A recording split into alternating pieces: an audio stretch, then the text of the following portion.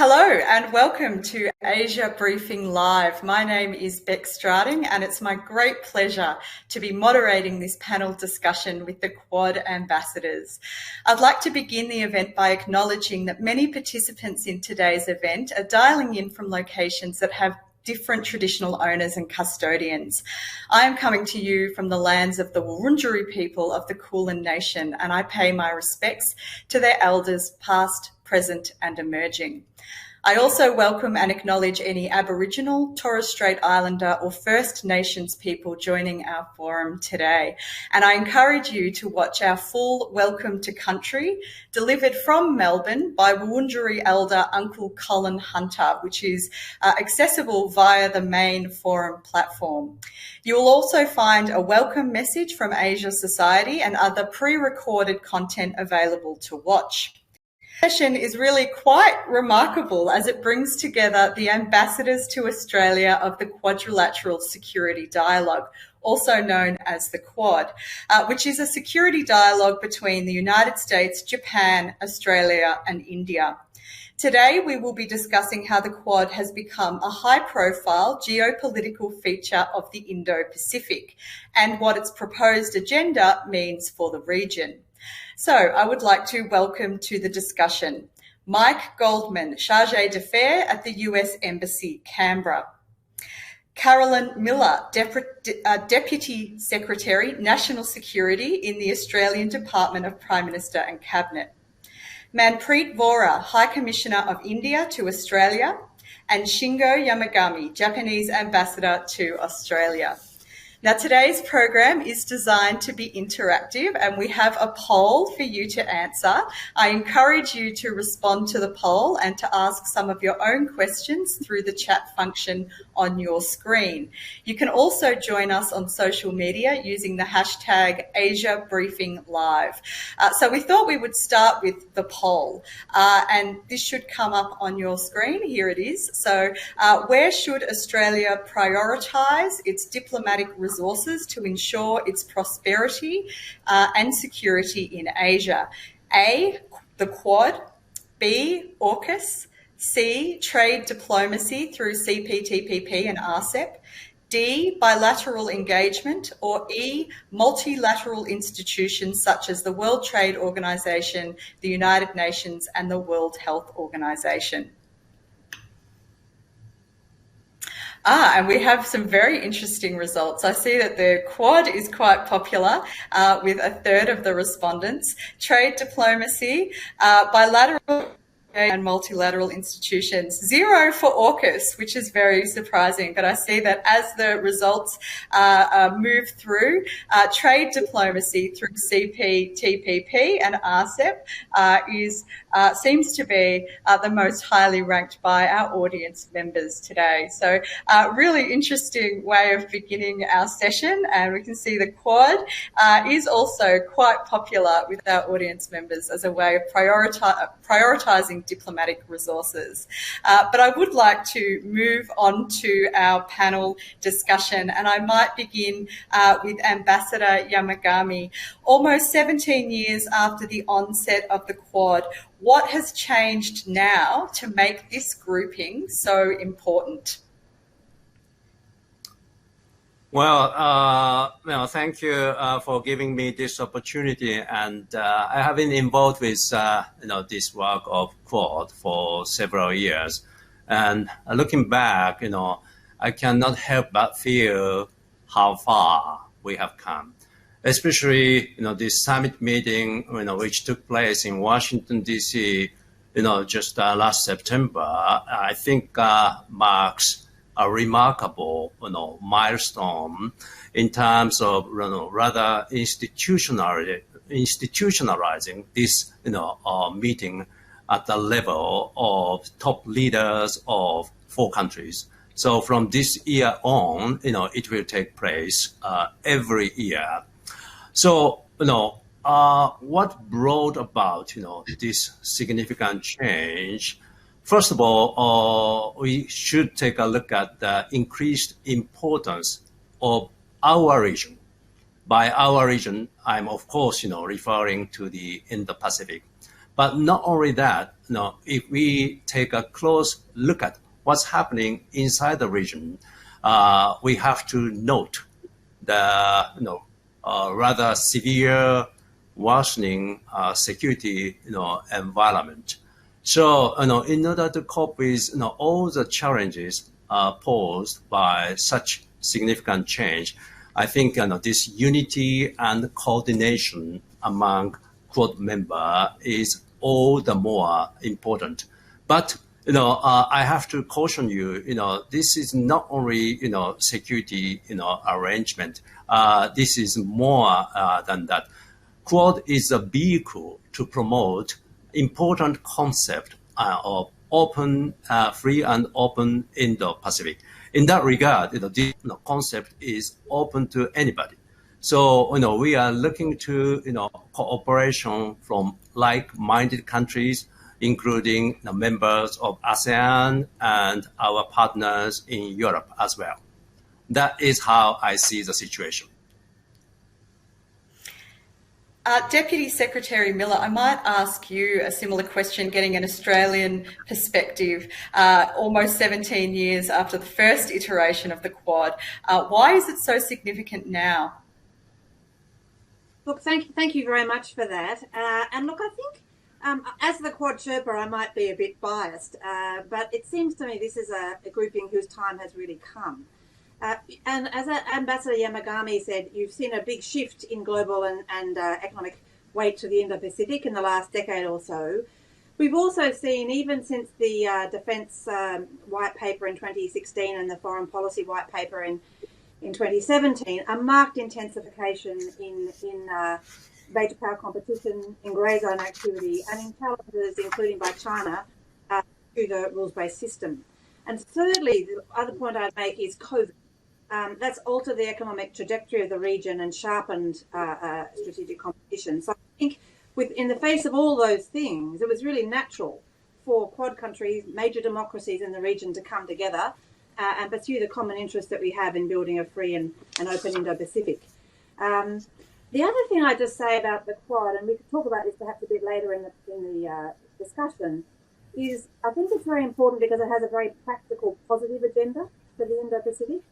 And we going into the summit, our objective was really twofold: to have a really good strategic discussion among the leaders, but also to demonstrate to the region what the Quad could do to really fulfill its commitment from the original summit back in March, particularly on its signature vaccine commitment. So it's really about a positive agenda for the region at a time of strategic challenge.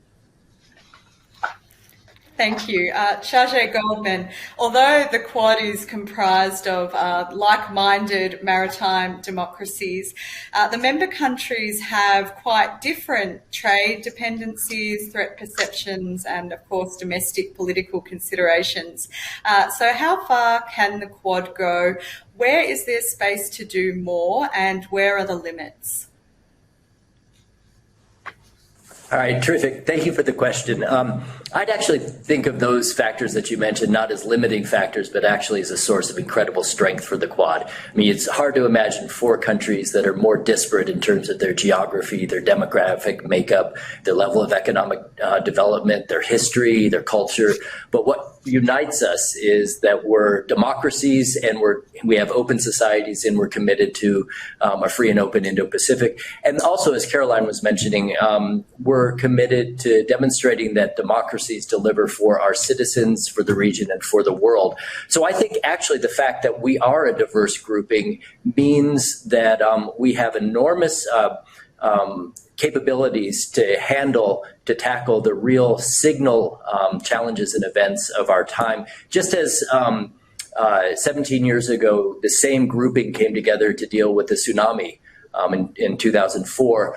So to this day, we're dealing with a whole range of other exigent circumstances, be it COVID or be it climate change. And I think, again, it's the strength of the grouping.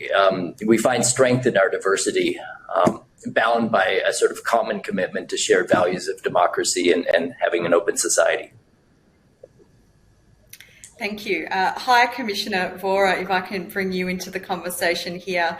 Besides security, how can the Quad offer countries in the region a positive agenda in terms of investment and development? And I'm thinking in particular where the Quad countries might be able to collaborate in terms of COVID recovery. Right. Well, thank you for that question. As already said by some of my other friends, the Quad is really about a force for public good. That's what it's set up to do, and therefore it does have a very positive agenda and a very positive approach. Beginning with earlier this year in March, when the leaders first got together, although virtually, the actual projects that they came up with, the actual focus that they brought to the Quad was all about development. It was all about investments. It was all about post-COVID economic recovery, and therefore very, very positive. Just to give you an example, when the Quad speaks about diversification of supply chains, which is really needed, and the COVID pandemic has brought that out very starkly. What this means is that productive capacities can be spread out more evenly. A larger number of countries become providers of export goods, intermediate goods. It helps their employment, it helps their exports, it helps their economic growth. And all the Quad members are large economies. They have investable surpluses, investing capacities, they have technologies, and therefore can do this very directly. There is a specific supply chain coalition initiative, supply chain resilience initiative, I beg your pardon, where specifically India, Japan, and Australia are looking at ways and means to do this supply chain diversification, make it more resilient. When you talk of climate change, once again, I'm sure there will be very specific projects that are conceived by the Quad along with other partners, and those projects will also lead to investment, they will lead to development in a major way. Similarly with critical and emerging technologies, another focus of Quad, its design, its development, its governance, its use will again hopefully be spread out and will lead to very major gains, developmental gains for all the partner countries, particularly of the Indo-Pacific regions.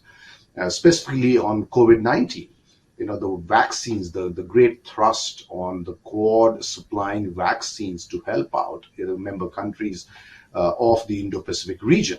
That's huge because that is an existential challenge in many ways, and until and unless the pandemic is controlled, countries can't focus on much. So the Quad is already doing a lot. My country, India, is a major part of vaccine supplies all over the world, particularly in the Indo-Pacific regions.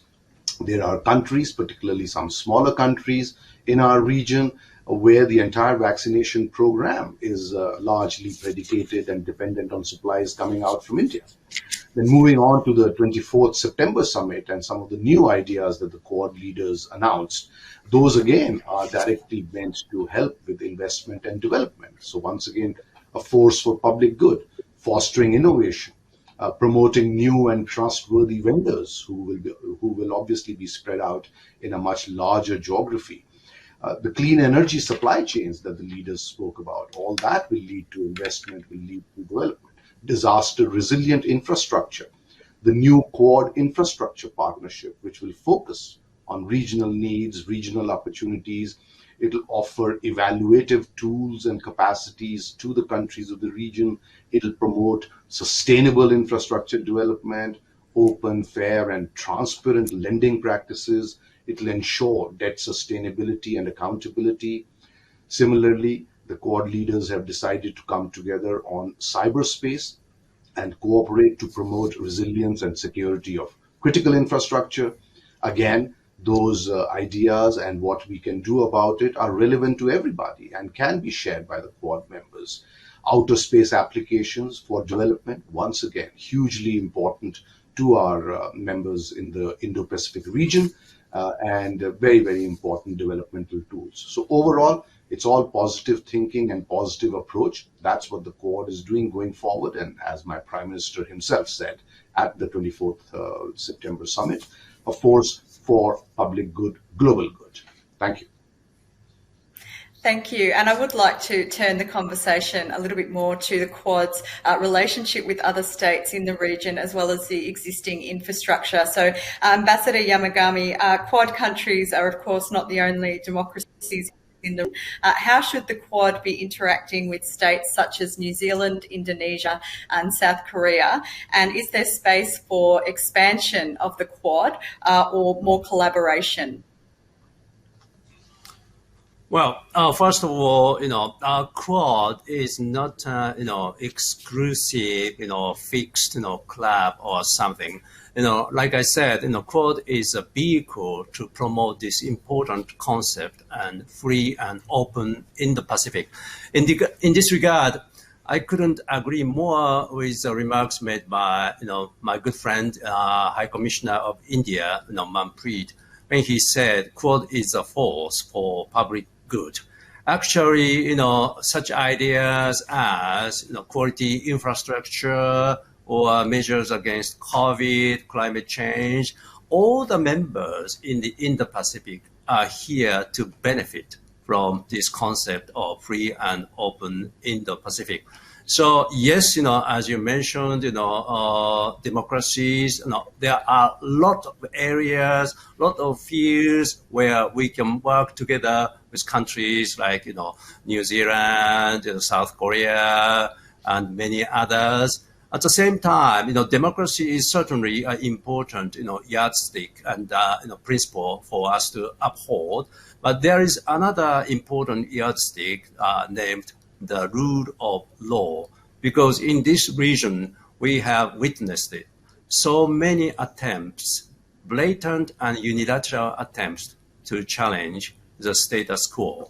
In that regard, democracy or not, there are areas, or measures we can take together in terms of, maintaining the rule of law in this region. In that regard, I'd like to, mention the cooperation with, countries like, Vietnam.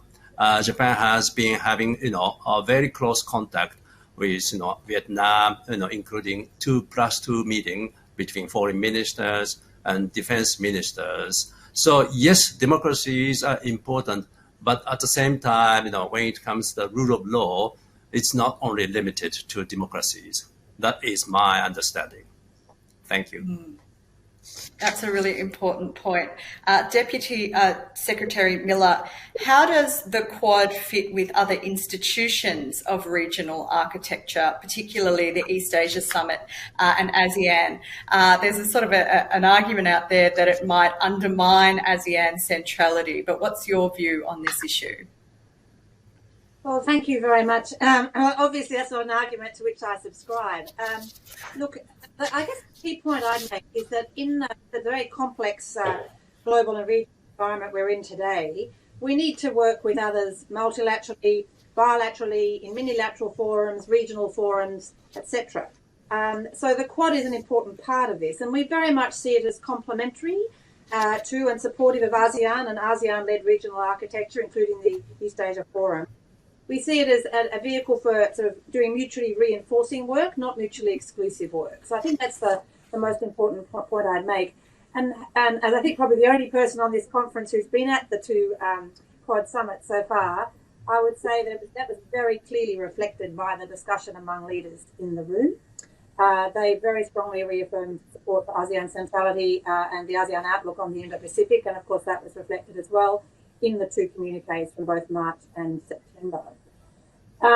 And I think, as other speakers have said, we're looking at how to work in practical ways with regional countries. So it's not just working amongst the four of us, it's working with other institutions, other countries, on all these very practical things. And Ambassador High Commissioner Vohra set them out very well a few minutes ago, all the different areas of Quad collaboration on climate, on infrastructure.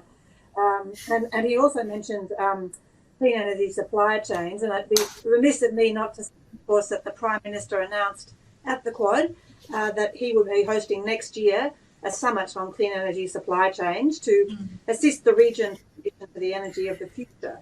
And that's using Quad countries, of course, but also working with a broader set of regional countries. That's a really important initiative. So look, I think what I'd say is I understand that some people, some regional countries have got some concerns about whether or not how the Quad will intersect with ASEAN and whether or not it's in competition with ASEAN or other institutions. And I think there's also some deliberate misinformation out there by some about the Quad, deliberately mischaracterising what it's about. But let me just say one thing. Judge us on what we do. And High Commissioner Vohra, I think, said that out very, very well. Look at the documents. Look at what we're actually doing, what we've delivered on vaccines already, what we're going to continue to deliver. And I think you'll see a pretty positive agenda and one that's very reinforcing of other things that are going on in the region. Thank you. Chargé Goldman, in March 2021, China accused the Quad of advocating a hostile style of bloc confrontation. Given this somewhat frosty reception, how and to what extent can the Quad continue to institutionalise without alienating China? All right, well, not to be glib, but it's really up to China how it responds. I mean, all we can do as Quad members is look productively, we have a practical, positive agenda. We're dealing with real issues. I can't imagine that China would object to any of our issue areas, dealing with COVID, dealing with the climate crisis, promoting high quality infrastructure, promoting next generation talent in STEM fields. I mean, what is objectionable about any of that? I think as long as we approach countries in the region, in the Indo-Pacific, with an open mind and with open arms, we'll let China respond how it likes.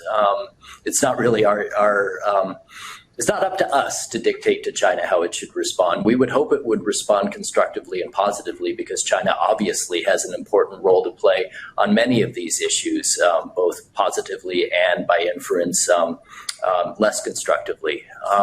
The other thing too, talking about institutionalization, I think it's good that we're regularizing our meetings, we're regularizing our summits at the leaders level. But one thing to emphasize is when we talk about institutions, this isn't the NATO of the Indo-Pacific. This isn't something that's going to replace ASEAN. We're not looking to build a secretariat in Brussels or have a massive bureaucracy supporting this. So when we talk about institutionalization and when we talk about how we can reassure ASEAN and other countries about what the Quad is, it's important also to just sort of underscore that what the Quad isn't, and it's not a military bloc. It's not a new sort of alignment to exclude any particular country. As Shingo was pointing out, we look forward to cooperating with countries such as Vietnam on building a rules-based international order and sustaining all the norms and the practices that support that.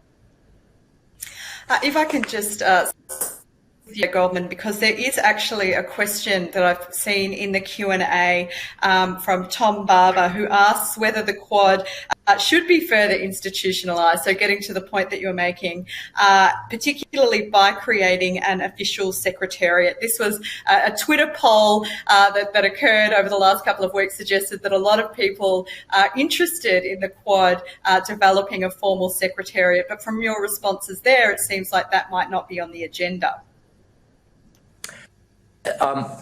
So I think what gives the Quad enormous value is that it's a leaders-led process that involves, bringing the leaders of our four countries together for really candid, constructive conversations. I don't think it needs a massive bureaucracy. Where we could use a bit more institutional support are with the working groups, but this would be very much more technical driven than sort of policy driven. So I do think that there is scope for further articulating the bureaucratic support for the working groups, but I don't see us having a kind of large Brussels style bureaucracy at any sense, because I think that would sap the Quad of one of the things that makes it so vital, and that's the ability to adapt flexibly to a changing regional environment. Yeah. High Commissioner Vohra, the Indo-Pacific is undoubtedly becoming more unstable. So what are the main inflection points causing strain on regional security, and how can the Quad play a constructive role, I guess, in thinking about the main tensions when it comes to security in the region? Well, I guess all the tensions in the region going back for some years now are a matter of public knowledge, public record. I don't think I have to list them. There are different countries that are, receiving some of those, or at the receiving end of some of those. Speaking just for my country, we've had some aggression by a major neighbor to our north last year, which completely changed the rules of the game as far as that relationship is concerned.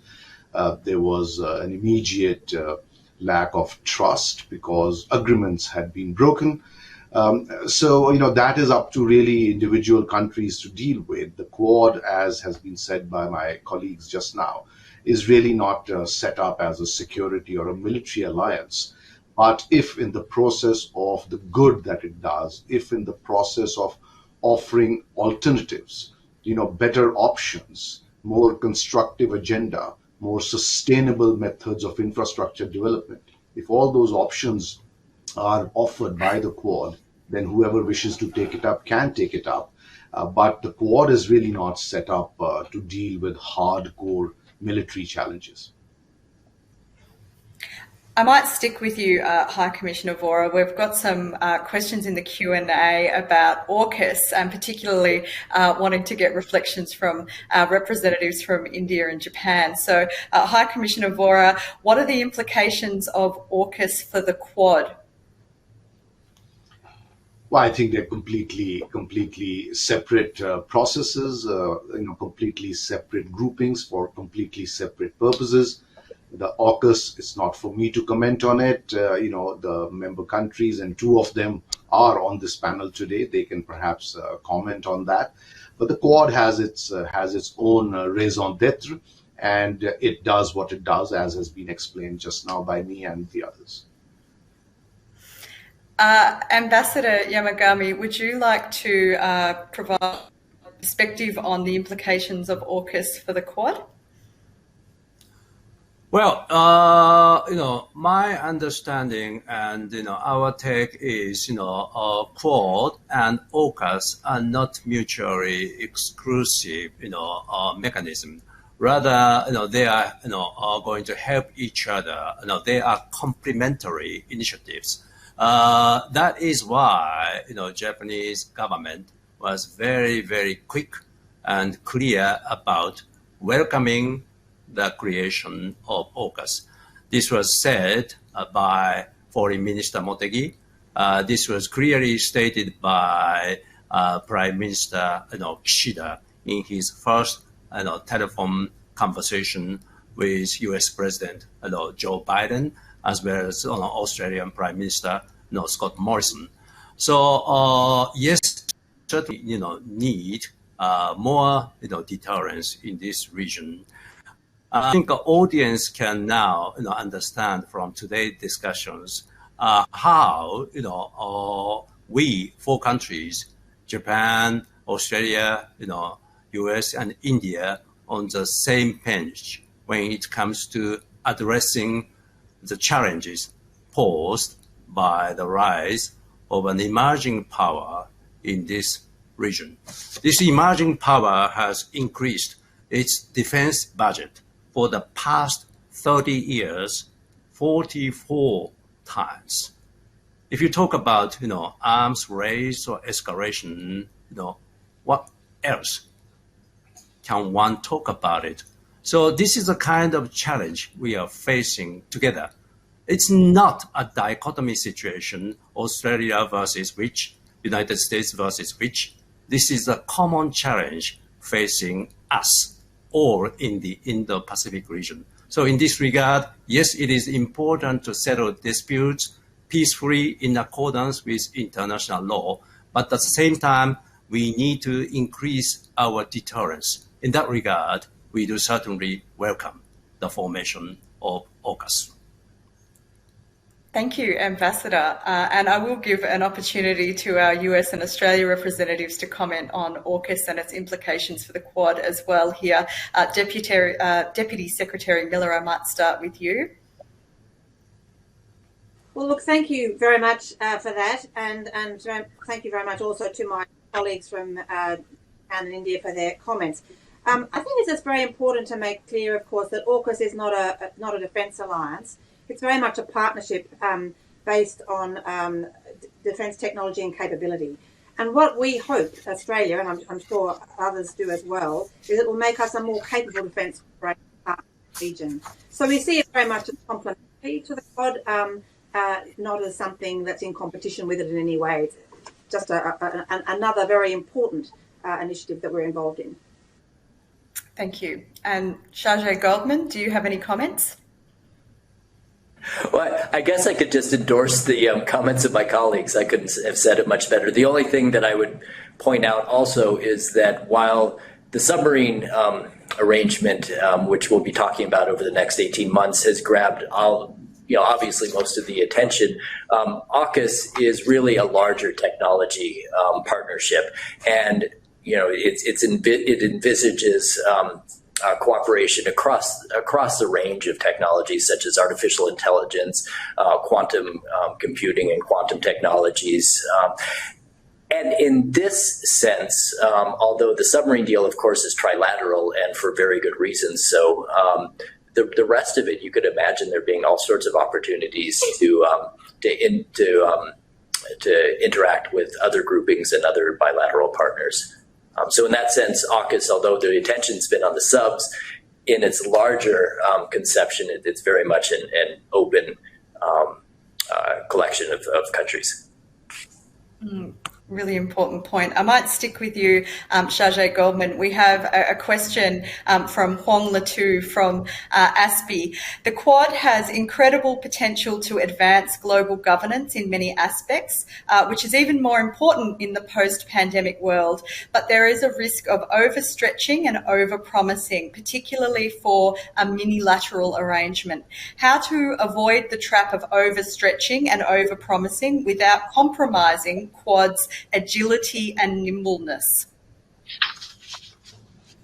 Yeah, so I couldn't agree more with the thrust of the question. I think that's really what makes the Quad special, is that we're focusing on really big picture, concrete, positive agenda items, but a discrete number of them. We're not out there to recreate the world. We're not out there to create another European Union.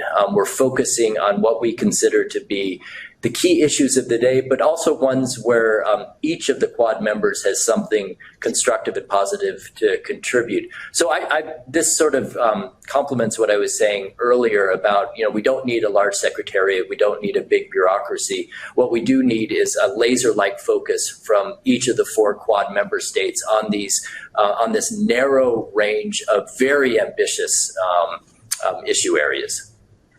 And I think if we do that, if we maintain this focus, then we'll avoid the danger of overstretching. Thank you. Deputy Secretary Millar, I might ask this question to you. How do the Quad members employ their relative strengths in promoting mutually beneficial research, not only beneficial within the Quad, but also within the broader Indo-Pacific? Yeah, no, thank you very much for that. And it perhaps goes a little bit to the question that you were just discussing. I think the most important thing about the Quad is that we are only 4 countries. We have got a defined agenda. We are very flexible and agile. We don't have a secretariat, as Mike Goldman has said.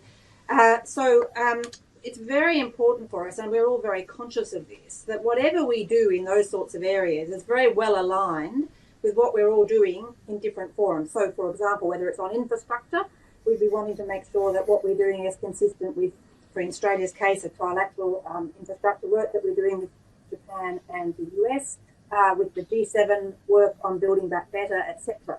So all the things we're looking at, we're trying to make sure they are not duplicative, they're adding value, but they're also very well aligned with work, whether it's in science and technology, on cyber, space, with what's happening elsewhere. So I think that's a really important point. And it also goes a little bit to the point about the structure and working groups. The model we've had, which has been very agile and productive so far, is to have a very devolved structure. So, for example, for Australia, I'm the Sherpa for the Quad, but we are on the substantive work, we have it run by very senior people responsible for those particular issues, so they can bring the expertise, and on a whole of government basis, with a very loose overarching governance structure from the Sherpa's office. So I think the other partners are doing something quite similar. So we've got a devolved structure, it's very focused on substance, it's very agile, and it's very aligned with the work that we're doing in other forums. Thank you. Please keep your questions coming in through the Q&A chat function. We have a question from Judy Gao. I might ask the High Commissioner of India to answer this one. For diplomatic relationships, it's important to set up trust and understanding as a solid foundation. Do the panelists think it's important to promote cross-cultural understandings among young professionals in different ethnic backgrounds? Oh, absolutely. I think the answer is an absolute yes. That is vital, I think, with the way the world is globalized, with the way we are now intertwined with each other, our economies, our travel, our investments. I think a greater understanding of the other countries, a greater appreciation of other cultures, other peoples, can only be for the better. And yes, I think it's extremely important that those be promoted in a major way. And it's a pity that when there are tensions, when there are problems, not just to speak about COVID, which of course has halted a lot of movements, but otherwise, when there are tensions, when there are challenges to trust, then that does set back in a very major way all these very, very important and useful efforts that otherwise have gone on for a long time and ought to go on for even longer without interruption. Thank you. Now I'm going to put in a question here based on some of my own interests, so I hope you'll forgive me. But I'm going to pose this one to the Ambassador to Australia of Japan, and it's about maritime security, because you mentioned rule of law, and you mentioned some of the issues with military buildup. The world's oceans, in particular, are a zone of contestation, sort of militarily, but also in terms of rules and norms and international law. So I'm wondering whether you can tell us a little bit about how the Quad can play a role in bolstering maritime security, and also in engaging in things like joint exercises or capacity building in the region. Well, talking about, maritime security, certainly it's an important issue because, as I said, this afternoon, there have been a number of attempts, unilateral attempts to challenge the status quo, in places like South China Sea and East China Sea. In South China Sea, this year marks the 5th anniversary of International Arbitration Award. Under the UNCLOS, international law, this ruling is supposed to be, legally binding, and this is final. So I think, both sides have to respect this ruling. But one particular side is calling such ruling waste paper. In the East China Sea, around Japan's Senkaku Islands, although there was no complaint for the past 76 years, from 1895 to 1971, one particular country is now claiming it belongs to its own territory and keep on sending their ships, many times infringing on territorial waters around those islands of Japan. This is a kind of attempts we are now witnessing, and we have to address these challenges. So, as I said, trying to settle disputes in accordance with international laws and norms is certainly important, And this idea is naturally ingrained in this important concept of free and open Indo-Pacific. And yes, not only Quad members, but also many others, including our friends in Southeast Asia, throughout Pacific Islands, are supporting this, maritime security and peaceful settlement of disputes. After all, this is, like Manpreet said, force for public good, and this should bring benefit to all the members of this region. Thank you. And here's a question that's just focused on Australia. So Deputy Secretary Millar, this one is for you. Australia has a different stance on its policies and goals in regards to climate change to the other members. Could the initiative around climate change be a shared common goal that all Quad members can work towards together in order to try and achieve that net zero target? Look, thank you very much for that, and it's an important question. I think we've had a very like-minded discussion in the Quad on climate issues, and the focus in the Quad on climate, as on many other things, has really been on practical initiatives. So, for example, in the lead-up to and coming out of the recent summit, we got agreement to work together on a green shipping network linking Quad ports, and all the countries have agreed to do that, on establishing a clean hydrogen project, and importantly, the initiative that I mentioned from the Prime Minister on clean energy supply chains. So very much a focus on practical things we can do together to combat climate change from an interest of very, very shared perspectives on the challenge that we all face. Thank you. Our next question comes from Ben Packham from the Australian, and it's really about going back to AUKUS. So I'm going to ask Chargé Goldman about whether there is anything that the Quad might be able to do to help France get over its disappointment about the loss of Australia's submarine contract. Okay, you can always count on Ben to ask the tough question. But really, I do welcome the question because there's no doubt. I mean, France is a vital, integral part of the Indo-Pacific. It's the only European country that has territory in the Pacific. It's the only European country that has a military presence in the Indo-Pacific, or in the Pacific, I should say. So France has an enormously constructive role to play in the Indo-Pacific, and where I was most recently before Australia, I was heading our mission in Fiji, and we really valued our partnership with France across a range of initiatives, from combating illegal, unregulated, and underreported fishing to all sorts of environmental programs, to building up joint patrols to help the countries of the Pacific enforce their vast economic zones, their EEZs.